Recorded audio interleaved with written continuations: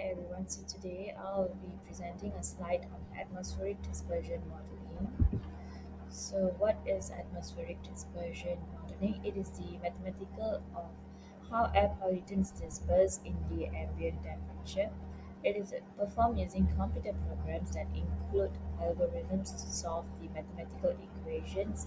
These models are used to estimate the downwind ambient concentration of air pollutants, vehicular traffic, of accidental chemical releases and can also predict future concentrations under specific scenarios. So, how does dispersion take place? A continuous stream of pollutants released into a steady wind in the open atmosphere first will rise, then bend over and travel with the main wind, which will dilute the pollutants and carry them away from source. So next, this is figure 1, visualization of a buoyant Gaussian air pollutant dispersion plumb. So this involves several parameters such as crosswind dispersion parameter, vertical dispersion parameter, and emission rate. This is the basic equation for Gaussian plumb model.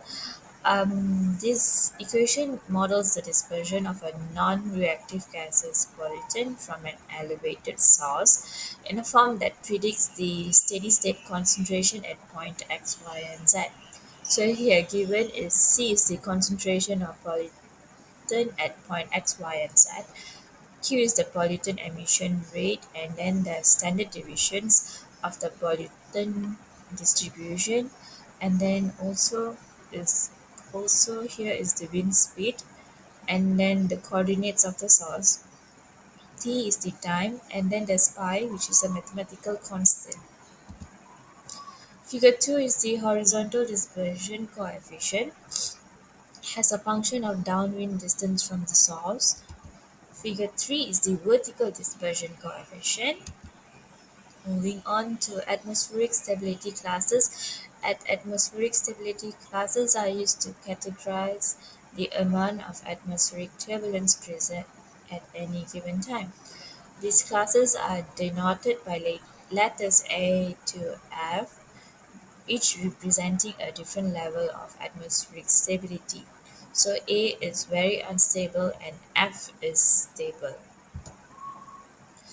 Next is the dependence of concentration on averaging time. The time average concentration is influenced by factors such as wind direction, turbulence, and diffusion. So this is the equation for averaging times between 10 minutes and 5 hours.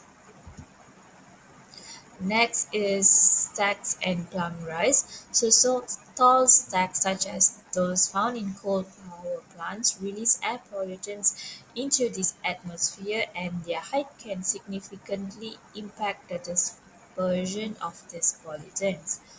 Plum rise refers to the vertical movement of air pollutants from tall stacks, which affect the concentration of pollutants at ground level and the potential for long-distance transport of pollutants. This is the equation for ground level centerline concentration, which is a simplified form of Gaussian plumb model focused on the ground level concentration. So it assumes steady-state conditions, constant wind speed and direction, and well-mixed atmospheric conditions. The concentration decreases with distance downwind x from the source, and it also depends on the vertical dispersion set and the Gaussian standard deviations for y and z. Next is the design procedure for stack.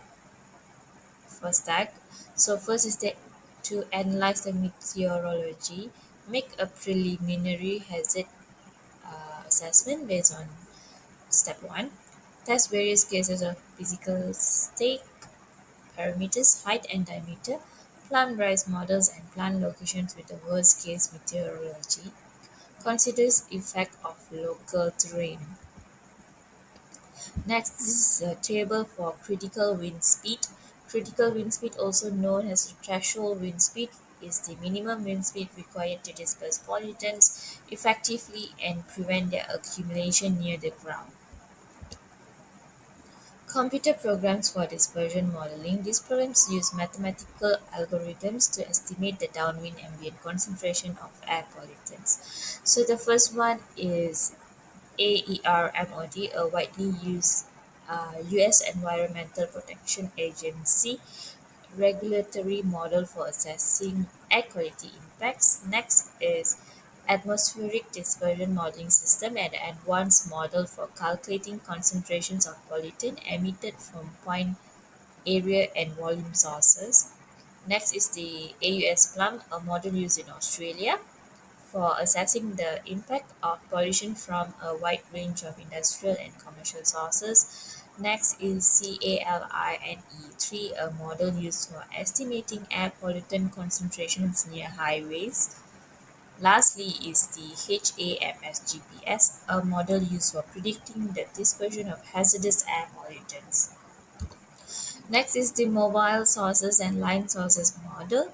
So here you can see the finite length line source FLLS model, and then there's two equations given here.